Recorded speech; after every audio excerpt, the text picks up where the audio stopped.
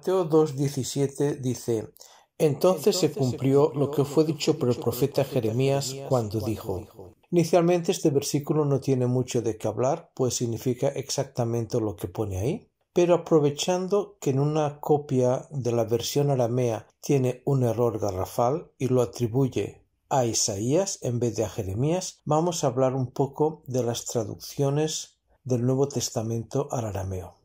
El documento en sí, que tiene este error, es el documento más antiguo que existe del Nuevo Testamento en arameo, muy anterior a la Biblia aramea conocida como la Peshita. Se encuentra donde se halló, en el monasterio de Santa Catalina, en el monte Sinaí, que dicho sea de paso, las probabilidades de que ese sea el monte Sinaí de verdad son tan mínimas que son prácticamente que nulas, y ahí se encuentran los 4 evangelios en arameo más antiguos que tenemos hasta el momento. Están fechados de finales del siglo IV, como mucho del año 400 y un poco más, pero hay pedacitos que son del año 100 y pico. O sea, son muy, muy antiguos.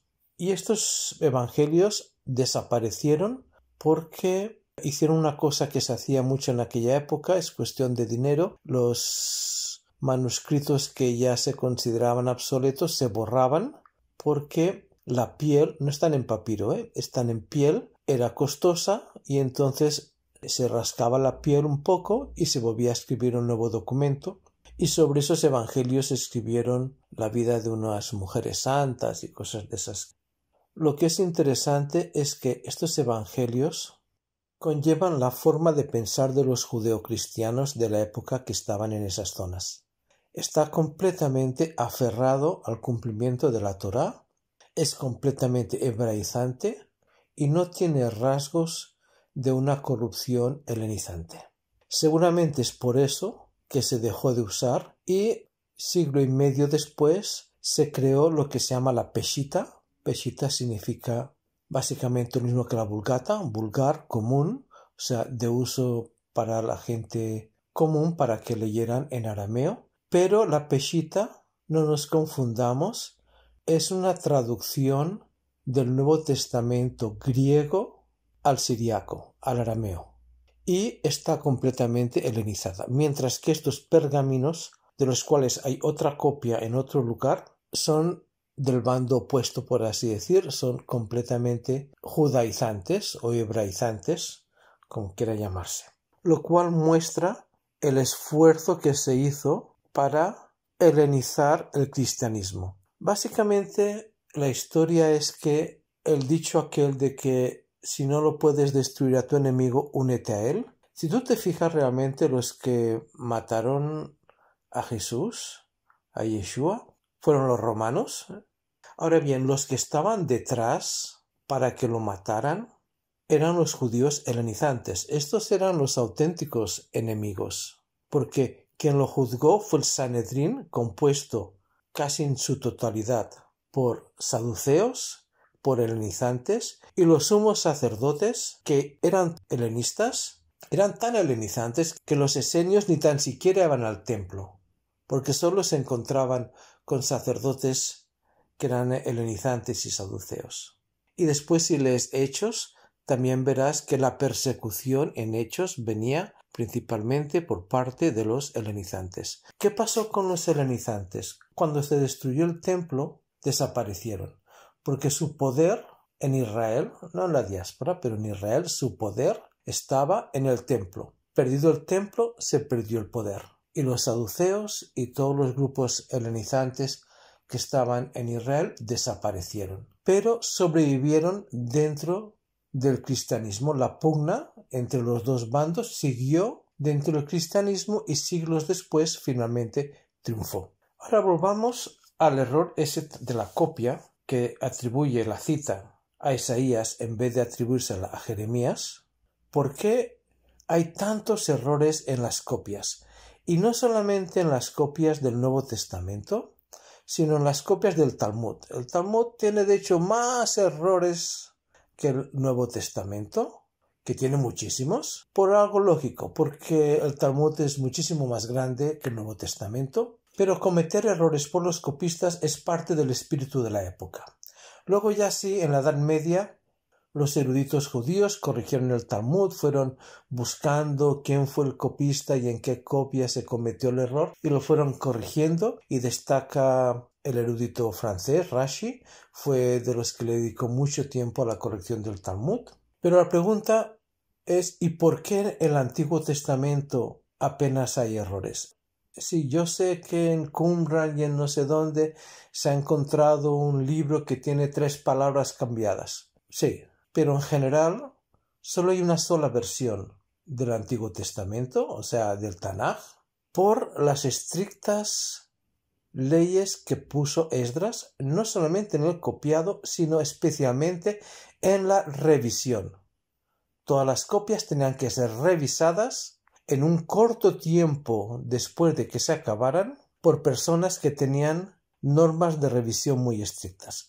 Entonces, ¿qué pasa con los documentos del siglo II, III, IV, V en adelante? ¿Por qué hay tantos errores? Pues cuando tú quieres encontrar algo que no funciona, sigue la pista al dinero y lo encontrarás. Casi siempre es una cuestión económica. Los errores en todas estas copias es por motivos de dinero. ¿Qué es lo que pasaba? En esa época no había mucha gente que sabía leer, pero había gente que sabía leer. Ahora, gente que supiera escribir en griego, en arameo, en hebreo, en cualquiera de las lenguas, era muy poca gente.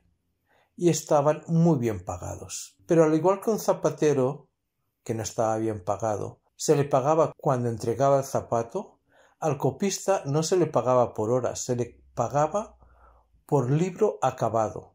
Es decir, un obispo, un príncipe, un rey, el ricachón de la ciudad quería una copia de tal libro y ofrecía dinero para que lo copiaran a un copista. ¿Y cuándo recibía el dinero? Cuando la copia estaba hecha. ¿Y quién supervisaba la copia?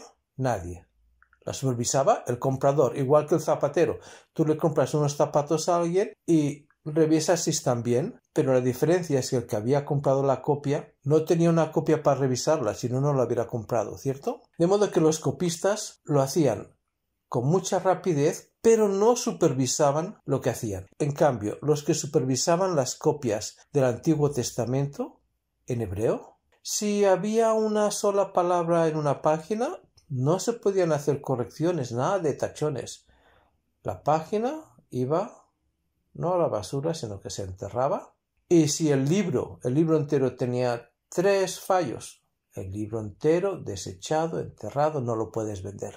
Por eso es que había tantos errores. También hay errores de algún monje que pensaba que sabía más que los demás o que sabía más que los originales y hacía alguna corrección. Ahora bien, la pregunta es, ¿y estos evangelios que están en arameo y que son muy anteriores a la Peshita, de dónde salieron? Bueno, hay varias teorías y la verdad es que uno puede inclinarse hacia una cosa, puede inclinarse hacia otra, pero la verdad, quién sabe cuál será. Hay quienes dicen que todo el Nuevo Testamento fue escrito en griego koiné, pero eso ni tan siquiera es cierto porque la carta de Santiago está en griego clásico. Y cuando hablamos de griego koiné, tampoco hay que pensar que es un elogio, es más bien el griego mal hablado, el griego que utilizaban las personas que no tenían el griego como lengua propia, el griego hablado fuera de Grecia, muy diferente al griego clásico. Ahora, también hay personas que piensan que todo el Nuevo Testamento se escribió en arameo, lo cual no tiene muchos seguidores, y luego están los que piensan que todo el Nuevo Testamento fue escrito en hebreo. La verdad, pues cada uno opinará y tampoco nadie tiene todos los datos suficientes. Yo personalmente me inclino a pensar que hay algunos libros que obviamente para mí fueron escritos en hebreo, como Mateo, como Santiago, Judas, el Apocalipsis, y que luego fueron traducidos al griego. Y seguramente habrían unos que estarían en griego, otros que estarían en hebreo, un poco de cada. Casi todo el mundo pues opina de que las cartas de Pablo obviamente fueron escritas en griego, pero no tan obviamente porque fijémonos que Jerónimo considera que las cartas de Pablo fueron escritas en hebreo y que él se las entregaba a alguien para que las tradujera al griego y las enviara a sus destinatarios que eran grecoparlantes. La idea puede sonar muy descabellada, pero fijémonos en este versículo para tampoco desechar completamente lo que dice Jerónimo. Hechos 22 dice: Yo de cierto soy judío, nacido en Tarso de Cilicia, pero criado en esta ciudad, instruido a los pies de Gamaliel, estrictamente conforme a la Torá de nuestros padres, celoso de Dios, como hoy lo sois todos vosotros. Es decir, él fue criado en Jerusalén y para llegar a ser discípulo de Gamaliel, sentarse literalmente, porque así es como se hacía, a los pies de Gamaliel, tuvo que hacer unas prácticas para ser discípulo. Estas prácticas consistían en servir a Gamaliel. Es decir, ir a hacer la compra, preparar la ropa y sobre todo cuando había invitados, él servía la comida, no podía hacer preguntas, escuchaba las conversaciones y aprendía de lo que se hablaba en las comidas con otras personas. Y puedes estar seguro, Gamaliel estaba en el extremo opuesto de los helenistas. No escucharías a Gamaliel ni citar la Septuaginta, ni hablar en griego, todo en hebreo de la época, hebreo mishnaico. Que luego él, Pablo, que dice que es celoso y que es fariseo, instruido a los pies de Gamaliel, escribiera en griego, bueno, pero la idea de Jerónimo tampoco es tan descabellada. Podía bien escribir en hebreo y pedirle a alguien que lo tradujera y lo enviara. En conclusión, acerca de la peshita, hay que decir que muchas personas compran la peshita traducida al español. De hecho, yo mismo en página web vendo la peshita también. Es muy interesante, pero hay que pensar que la peshita oficial de las iglesias siríacas es una traducción enteramente del griego, mientras que estos hallazgos tan antiguos que se encuentran en el Museo de Santa Catalina y que tienen un error, lo cual quiere decir que son copias, no están contaminados con la helenización. Es decir, los judíos de aquella época ya estaban abandonando el hebreo como lengua materna. Ya en el siglo III casi nadie hablaba hebreo, ya pasaron a usar el arameo en el Talmud y los judeocristianos que vivían con ellos y que de hecho celebraban las fiestas con ellos, iban a la sinagoga con ellos, celebraban Pesaj con ellos, también fueron dejando el hebreo y mudándose hacia el arameo.